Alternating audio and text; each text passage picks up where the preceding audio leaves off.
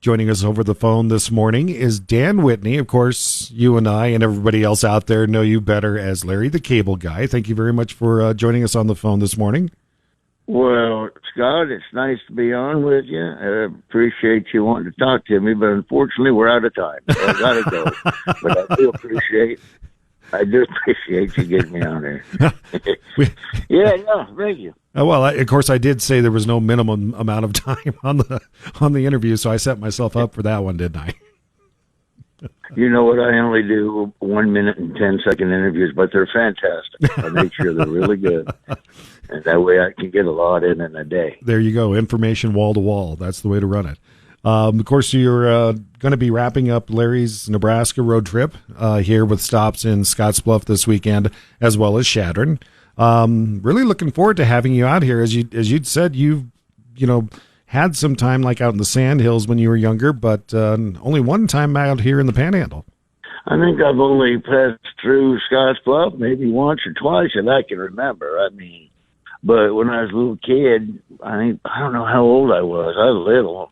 I remember my dad taught at a little school up there in the 60s. Boy, we're getting old, you and me. Yes, we are. Holy smokes. But Hyannis, we were in Hyannis. And the only thing I really remember much about it was it was cold. And then in the summer, there was a snake swallowing a frog somewhere. Which is so we must have lived by some sort of a water stream somewhere because there ain't much out there. But I don't remember much else about it. But I do remember being in Hyannis as a little kid. But that's about the only time. Of course, I come out there to play golf out in western Nebraska every now and then. I think the furthest I've made it's to the out there. Mm-hmm. Man, I'm getting old. I can't even remember where it was. You've had a Prairie Club. There you go. Is that close to you? Yeah, it's a little ways away, but that's quite all right. It gets you close enough, to say the least. Now you're but Scottsbluff, ain't that where Randy Meisner from the Eagles? Yes, sir. Went to high school. Yes, well, Mitchell, but yes, yep. Mitchell, he wrote "Take It to the Limit." Yeah. I saw some article. He wrote "Take It to the Limit" driving home from school his senior year, which is really kind of amazing. And of course, the Eagles a fantastic group, and kind of unfortunate that he didn't continue had a fall out with them at one point. Yeah, he was great. Him and I have a lot in common. We're both from Nebraska. We both did well in our respective fields. But he wrote "Take It to the Limit" on the way. And I wrote my great grandma using in a porta potty, and the firemen having to get her teeth out of the porta potty. So we both have written a signature deal. I won't ask what you wrote the note on. We'll just leave that aside for this moment.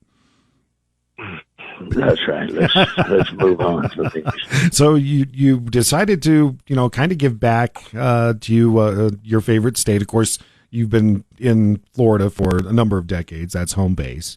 But you've always had a love for Nebraska, and decided to give back with this tour that started up in January. Is going to be wrapping up this weekend. Kind of explain what your thought process was behind deciding to do this. Well, number one, I've been a fan of yours for a long time, Bob. And I answered to many things. Don't you worry about that. I want to get back to Scottsbluff so I can see my old buddy Ray. Bob Scott. No, I was born in Pawnee City, Nebraska, in the city hospital, and I lived there till I was going into 10th grade. And then my dadgum got a job down in Florida, and I hated it at first because I worked at the sale barn. I spent every day of my life at the cattle barn, and there was no critters down there. I did have a couple horses that we had to board somewhere, but I started to like it after the first couple months after I found out there was more than 9 girls in my class. Had a variety. But no, so I moved down there when I was fit, but I came back to visit, every year. My grandparents, when I got my own place down there, it was in Sanford, Florida, and I put in a sport court, Nebraska sport court. So when you came in from that Atlanta to Orlando trip on airplane, you flew right over the swamp. And if you looked down just right when you got to the swamp, all you saw in the middle of the trees was a big red and black and white Nebraska basketball court in the middle of the trees. So, you know, I always missed it, and I always had Nebraska stickers on my truck and the whole deal. So my wife and I got married, and we went back and forth. I bought a place back in Lincoln, outside of Lincoln, about a little farm out here. And we went back and forth for a long time, and then we ended up moving in permanently and said that everything else and moved back to Nebraska in 2011 permanently. Mm-hmm. We'll go to Florida every now and then and see old friends, but no, this is where we're at. I got critters, and you know, my hobby is I've always liked bull riding. My boy was bull riding, and my daughter likes to do a little breakaway roping. So we got a whole little rodeo facility out here. We love it. And I'm dabbling in just for some fun. We got bucking bulls that we're raising, and I love it here. I love Nebraska. I'll never go back anywhere else. Now, don't get me wrong, Florida was great. Who wouldn't like growing up? Who wouldn't like living where you get to wear shorts and T-shirts all day? Mm. But I'm a fat guy, so I wear shorts anyway. That's how fat guys do. I'm joining you there in that respect. Summer can't get here soon enough, as a matter of fact. Yeah, you can always tell fat guy. My winter outfit looks remarkably just like my summer outfit. It's just I cut the sleeves off the shirt. Other than that, it's pretty much the same. Either stretch golf or a pair of big shorts. Well, and we have politicians that are co-opting that now. You know, in the Senate with John Fetterman. You know, shorts and a hoodie. He took my look. That government, they take everything. Take your taxes, now they're taking your clothing choices. Exactly the case. I'm just scumbag. Well, and you know, you've got with this tour, you've got all new material. I understand is what you're presenting here for the most part. Scotty, I'm working on a brand new other one. I mean, I've put out so much stuff. I put out 3 Blue Cops. I put out Them Idiots. I put out with Jeff, Bill, and me. Then I put out We've Been Thinking with Jeff. And then I put out on my own, let's see, 1, 2, 3, 4, 5, 6, 7 CDs and specials on my own. 8, mm-hmm. Sorry. So I wasn't going to do another one, but they asked me if I wanted to do another one, and I looked at my notes. I have to have 60 minutes. I had about 22 minutes of new stuff, and I said, well, I'll just bust it, and I'll write 38 more minutes. So I got 70 minutes. I got the time, but right now I'm just perfecting it and throwing stuff out that's, you know, I'm a one-liner type comedian. I don't like long, wordy jokes. You know what I mean? Like, have you ever said somebody come up and they say, oh, I got it, and you're in a hurry, and they're like, oh, let me tell you this joke for you. And you're like, all right. And they're like, all right, these 5 guys walk in the bar. Now, the first guy walks in there. You know, now the first guy goes in, does like 3 things. Then the second guy, like going, you know, you could tell this joke with just 3 guys and cut out 2 things they do. You can take that joke from 3 minutes down to 48 seconds. You know, and get as much laugh. That's basically what I do. I'm writing jokes, and then I stage and I work them out, and I get rid of useless words and useless phrasing that I don't need, and I just condense it down to a setup and a punch, and a little story maybe to go with it if it needs it. But I don't tour as much as I used to because I don't want to. I've been doing it my whole life. I was on the road 287 days a year on a tour bus. I raised my kids on a tour bus. So 15 years I was never home. And then, of course, another 10 years I was on the road driving around.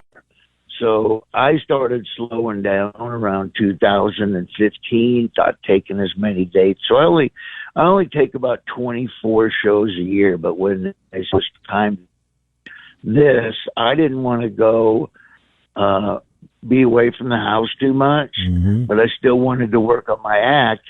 And since I'm from small town Pawnee City, I love the state. I love everything about the state. It's different. Each part is different. The southeast is different from the central part. The central part's different from the western part. A lot of people don't know that. We have different topography all over. But I just love the towns. I love small Nebraska. You know, you don't get a lot of entertainment up and you got to drive to the cities to get the entertainment.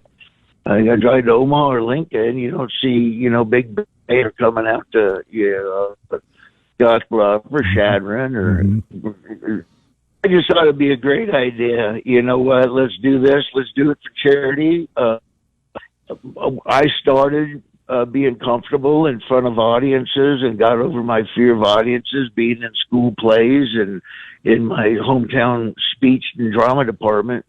And so I figured, well, let's just go around. We'll visit these small towns. We'll put on a good show. I'll be able to work on my jokes, and we can raise some money for drama departments in the area. Yeah. And so that's how it developed. It just came out of something that I kind of wanted to do. It gives me a chance to see the state and say hi to some folks and hopefully come up with a Grammy-nominated special. That sounds like a plan. Of course, it's going to be Saturday at the Midwest Theater, and then Sunday in Chadron at Chadron State College, which, of course, those sold out very quickly. Not a surprise, mind you.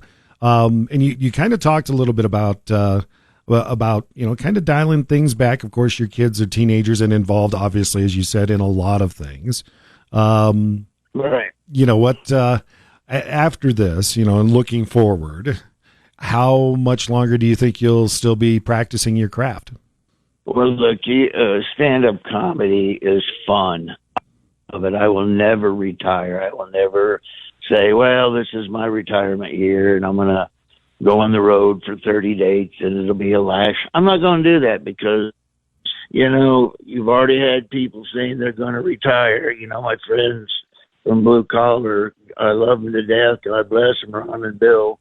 They both announced they were going to retire, and of course, now they're announcing a tour. and they probably shouldn't have done it. They thought they wanted to retire, and then when it's all they really know, and they love it, so they decide, I can't just stay home. I got to go do something. So that's how I'm going to do it. I'm never going to retire. I love it, and you could be a stand-up comedian. It's not. There's not a lot of physicality to stand-up comedian, unless you're super physical and you're falling down a lot. But, it don't take much to stand there at a microphone and tell jokes. As long as your brain's clear and you can write jokes and you still enjoy it, I'll do it as long as I can. I just will not travel a lot. I'll just pick and choose what I want to do and go up and play star for a week and get the thrill of telling. But I'll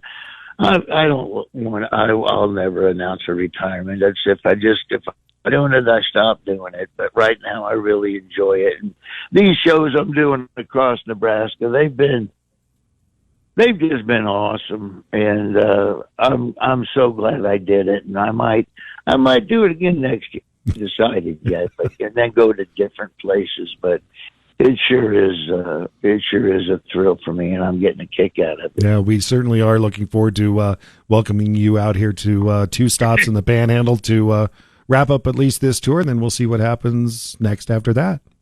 Well, I'm glad that the weather has cooperated, because when I first did, I said, "Oh boy." Maybe I made a mistake touring western Nebraska at the end of February. Maybe that wasn't a smart move. Kind of a roll of the dice. The Lord has opened up the sun and put a little heat on us, so that's a good deal. Looking forward to it. We appreciate your time today. Well, I appreciate you having me on. Did you still want me to send you 2 wallet-sized pictures? And but you were asking me privately if you could have a wallet-sized picture. Yeah, and I don't know. We can exchange them like senior pictures, right? I don't know if I was supposed to mention that or not. You know, it's really funny when I used to, because I thought it was funny, but I used to go when I was done. I'd go out in front and I'd sign stuff and take pictures.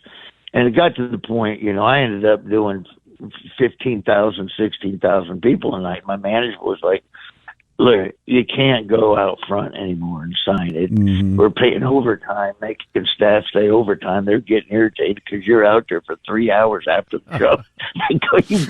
You can't do it no more. And so I quit doing it because it just got too hectic. But the autographs took a long time because I didn't just sign my name. I always thought an autograph should be personalized and funny. Yeah.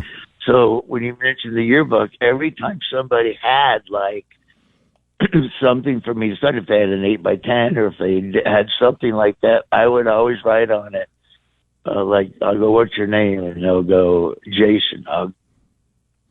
Jason. Yeah. I can't believe we're finally seniors. Wow, what a year. How'd you do with math? Boy, that teacher was something else. I'll see you at camp. Your buddy. I used to sign them all like that. I only got through like 10 in like 20 minutes. And everybody on the production end of things is like, let's go. Everybody's be like, what are you writing a book? I go, actually, yes. I am. Oh right, my goodness. I really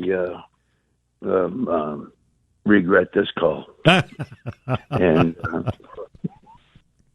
I'm banning you from the show. Okay. Well, I'll make sure not to show up.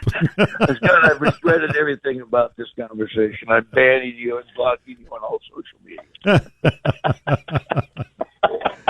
All righty, sir. And on that note, I think we'll wrap things up. Scott, I appreciate it so much. Thank you, and I hope come on out and say hi to me. And of course, we'd be remiss if we didn't hear your favorite words, which we hear all the time, right? Well, the first one's "Go Big Red," and the second one's "Get Her Done." Fantastic! Thank you for joining us.